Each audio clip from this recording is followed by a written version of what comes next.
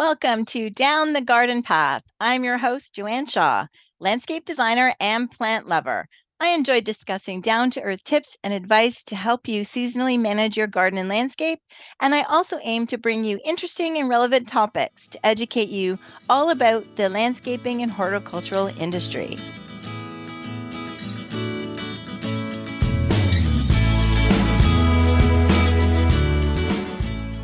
Hi, everyone, and welcome to Down the Garden Path podcast. Thank you for joining me here today. We are mid-season in July and mid-gardening season, and lots is going on. And so I'm hearing some rumblings. I'm having people ask me questions. I'm having clients ask me questions, and even neighbors of, different things about this time of the year in the garden and yard. So I wanted to address that and I'm calling this episode Mid-Season Advice. So I thank you again for listening. And this episode is brought to you by Down to Earth Landscape Design, my business.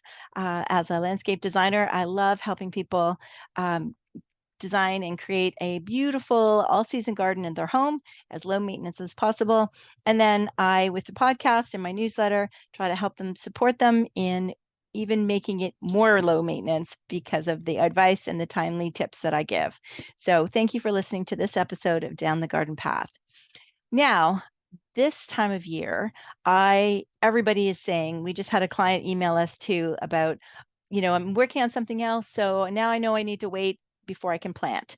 Well, yes. So the big question is, can you plant this time of year? And the answer is yes, you can still plant this time of year. The key is that you're around to water. So when it comes to trees, larger trees and shrubs, you absolutely can plant. Their roots are huge. They have a lot of energy built up in them, and they can withstand being planted midsummer. Now, again, watering. So when it comes to trees, if you need to be away for the weekend, there are things like the tree watering bag that I mentioned here on the show before. So, it's a slow drip. You fill the bag, it's a slow drip. It might take, 6 hours or so for the water to drip out and give your tree a nice slow drink. So that can get you through the weekend. Other than that, if you are around, water something thoroughly before you go and then water when you get back. Also, you can put a sprinkler on a timer as well. So there's a few ways you can go around it if you must be away. But for the most part, you need to be home. For perennials, I know this is the time of year where a lot of places are getting rid of and putting some plants on sale, and they might be a little sad looking and a little beat up and a little bit of shock from being out in hot parking lots all season.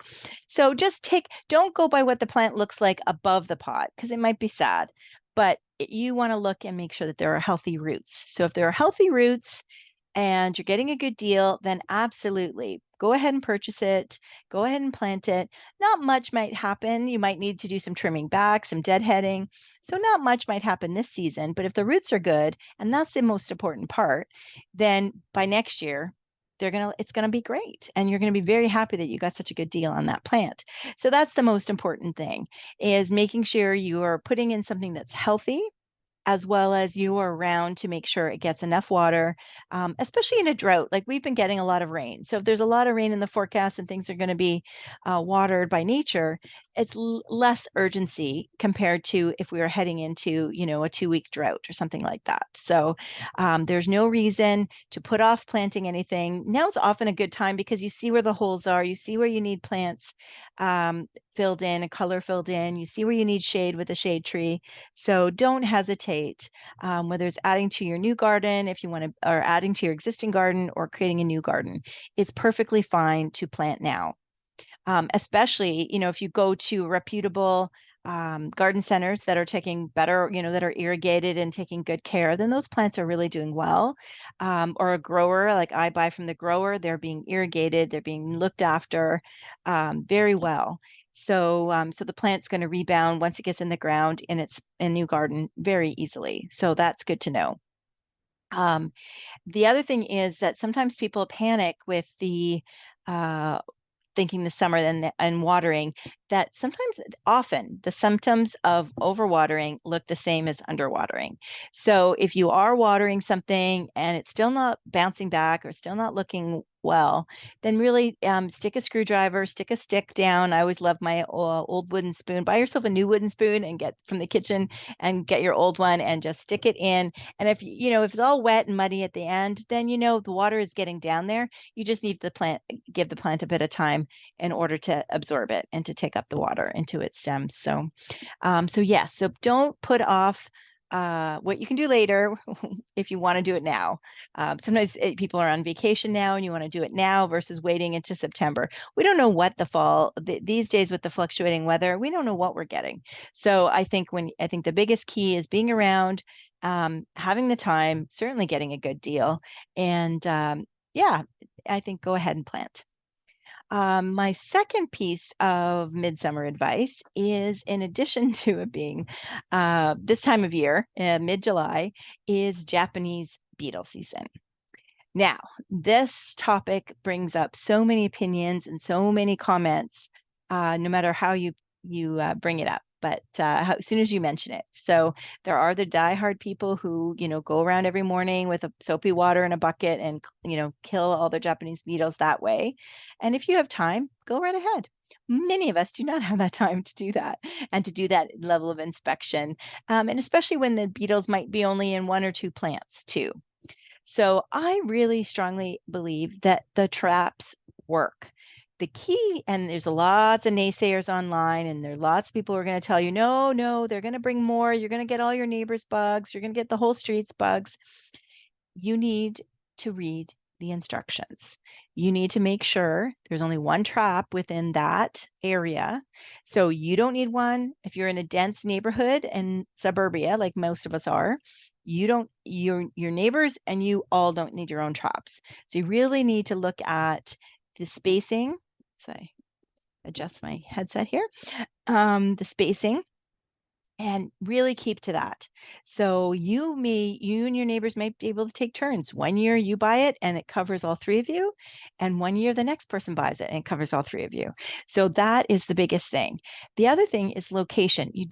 I see many pictures online where people are hanging them above their roses or hanging it above their plants in their garden or in the garden. No, you want to draw the bugs far, far away. So against a fence in the back corner, if you don't have any plants there, those where your air conditioner is between you and the neighbor, where it's all just shady and no plants there. Draw the Japanese beetles there to a dead zone in your yard, and that way they are not, stumbling on your garden and stumbling on new plants. The thing to remember is, if we don't get them all, they're the ones that lay the eggs in your lawn, and those turn into grubs. And then next year, those grubs hatch and become Japanese beetles, and you repeat the cycle. And it gets harder and harder to get rid of them. So I feel like the pheromone traps are a good way to attract them, dispose of them in an easy way possible. To me, I think dumping out the trap, as gross as that can be, sometimes it's better than the um, soap and bucket method, walking around your yard. So that's something to think about. But again, I really want to stress that you need to read the instructions and talk to your neighbors, find out if they have a trap happening. And if they do, that's great. Maybe you need to adjust it a little bit, make sure that they don't have it in their garden. Let them know that they need to have it in an area, even the front of the house by the garage, someplace where there's not a lot of plants. You want to draw them away so that they're not in your garden and laying eggs and feasting on your plants. So that is my advice. I know you'll have, again, many people say that they, attract, but I think the issue is when people have, some people think more is better, right? And, oh, well, my backyard's big, so I'll get 3 traps. No, you really need 1 trap. You need to just have that scent be enough for the plants in that area. And that area tends to be at least 2 properties. It really does. So yeah. My other thing that I'm seeing a lot of chatting about is a little bit of peer pressure. The gardeners are applying some peer pressure regarding native plants. Now, I am all for native plants. I've added many new ones to my garden. I try to design with as many as I feel comfortable with in my clients' gardens. But if you have a fully established garden, you do not need to pull plants out in order to if you don't want to. If you're happy with your garden, you do not have to remove things and substitute with native plants. Now, if you have something invasive, if you have something that's overgrown and you're not happy with it, then sure, now's a good time to maybe reconsider what could you put in that area. We definitely want to get rid of invasive plants and substitute them with something that's native. But it takes common sense. So that's really what I want to let people know. There are a lot of uh, non-native plants that are great pollinators. My catmint, my Roseanne geranium, two plants that I absolutely love. My Japanese anemone. Oh my goodness, the bees love them. So there are things to make sure that you add that, and I'm sure many of you are already doing that. And if I've designed a garden for you, then absolutely you have pollinators in your garden, just maybe not native ones. It does take a little while for native ones to get going. Majority of native plants, in my experience, are early spring ones as well as some fall ones, and asters, some of the yarrows, that type of thing. And goldenrod, even though I know everybody thinks that gives you allergies, it really doesn't. That's the ragweed, which is a completely different plant. They just both happen to be yellow and both happen to bloom at the same time. But goldenrod is actually a much nicer looking plant. And it is a great pollinator and it is native. So it gets a little bit of a bad rap. But so yeah, so I think there's ways for us to just slowly adapt and add some native plants to our garden in the right place at the right time. But I feel like there's some peer pressure that whenever you're considering a new plant that people are saying, oh, but it has to be native. So it really has to be the right plant in the right spot. Keep in mind also that a lot of the native plants actually spread. So we've got this whole big thing about invasives, but sometimes some of the native plants can be invasive and they can take over. There is such a thing as too much of a good thing. Japanese or not Japanese anemone, Canada anemone for one thing. I love it. I think it's a great plant. It's a long bloomer and it will be a great ground cover, but it's a bully and it will take over an area. So if you have a really tough area underneath a large evergreen and nothing else grows, Canada anemone will grow and it'll spread there. But if you've got another kind of shade garden where you've already got a lot of different things, including hostas and maybe you've got Solomon seal and maybe you've got ferns, adding Canada anemone to there, maybe you've even got trilliums. Canada, it's risky because Canada anemone could be a bit of a bully. So that's something to think about. With native plants, sometimes you can control how much they spread by their collecting their seeds. So after it's finished blooming, you cut off the seeds. Like I think of columbine, I've just finished deadheading all of my columbine in my one shade garden, and I'm happy with it spreading. I don't mind. So I was shaking out all the seed heads so that I have more flowers next year, more of a ground cover. And so that's if that works for you, then that's great. Or if I wanted it in a different area of my yard, then you go ahead and take those seed heads and spread the seeds there. But if you only don't want those few plants in an area and you don't want to keep producing more and more, then cut off the blooms after they're finished before they go to seed. And that'll save you having to worry about, weeding out those plants, unwanted plants later. You can always put them in a little baggie or a little jar and give them to a friend that they can maybe start from scratch next season, or they can sprinkle in their garden. So there's always gardeners that you can do a bit of a seed swap with if you want to. So that is my cautionary tale: is it's okay to be careful and considerate and really intentional with adding native plants to your garden. We want to feed the bees. We want to have the critters coming to our garden. And I've got a Maltese cross, which is a perennial that is not native, but it has a red flower. And I've got a hummingbird for the first time ever in my garden, even though I have a hummingbird feeder that they've never been to, but they found this garden or this plant. But they also, and there's the whole thing about, oh, it only eats from red. Well, right beside my Maltese cross was a white um, tall phlox. And sure enough, those tubular flowers are perfect, right?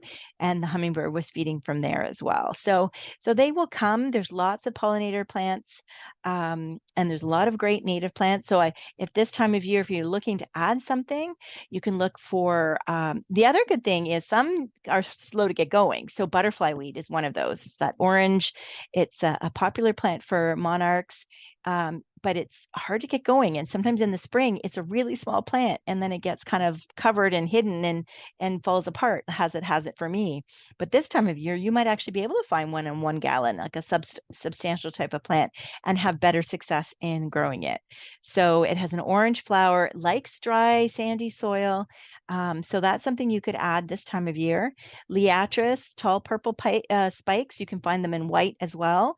They're a nice, because they're so tall and narrow, you can kind of tuck them into spots in your garden if you've got some spots. And yeah, so those are two that come to my mind right away.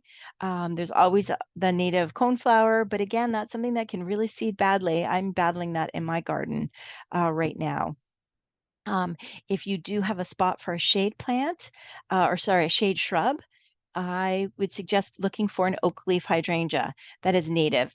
I have 3 in a big grouping in my garden, and I am blown away by the variety, not just honeybees or big bees or bumblebees, like all these teeny tiny bees. There's so many things that are eating off of my oak leaf hydrangea. And if you are in the shade and want another suggestion, I have just recently learned more about goat's beard. It's a perennial. Now, it does like it a little bit on the damp side, which is good because that can be a tricky area in our gardens. But they will, once they're established, they will get to like 5 feet tall. So it's hard to find tall shade plants. Simicifuga or snakeroot, they can get tall every other year. They've got a burgundy foliage, so they can be lovely. But so yeah, so look for a Runcus, giant goat's beard. There are some nativars as well. I put 3 nativars in my garden this weekend because I didn't need anything that's going to get quite that tall, and I don't really have a wet spot. It's near the hose, so I can remember to water it. But I'm hoping that my Misty Lace goat's beard, that is a nativar, will be happy in my garden. So those are some things you can add that are off the top of my head right now that you can sneak into your garden and just be really mindful of, again, adding the right plant in the right spot. Lastly, I want to talk. We can't talk about gardening in your yards without, of course, talking about lawns. And it's always a debatable issue, right? Do we spend so much time worrying about our lawns? But I do want to talk about crabgrass. Mid-season is the time of year where we're going to see a lot of crabgrass. And if you don't know what it is, if you look at your lawn or maybe at the curb or at the end of your driveway, you're going to see it looks kind of like grass, except the leaves are much wider and a little bit more of a chartreuse green. So it'll look a little lighter than your lawn grass. Sometimes they're often flat in the center as they get going, especially when they're in the curb or along where the curb meets the asphalt on the road or at the end of our driveways. They can be flat. As they start to grow, they kind of grow are all in bunches, and then as they start to grow flat, and then they will get all these long seed heads along the outside. So the key is, especially when they're in your lawn, getting them out, digging them out before they go to seed. They are an annual, so those ones that are in your lawn right now won't come back. That's going to die after winter. But the seeds that they make will reproduce, and that's going to be the crabgrass for next year. So if you don't take care of it and get rid of it now, then you're going to have even more crabgrass next year. And especially if you trim your grass, cut your grass when it's gone to seed. So now you're not only going to have seed in that area that you have now. Now, when you cut your grass and throw those seeds heads everywhere else, it contributes to the spread of crabgrass.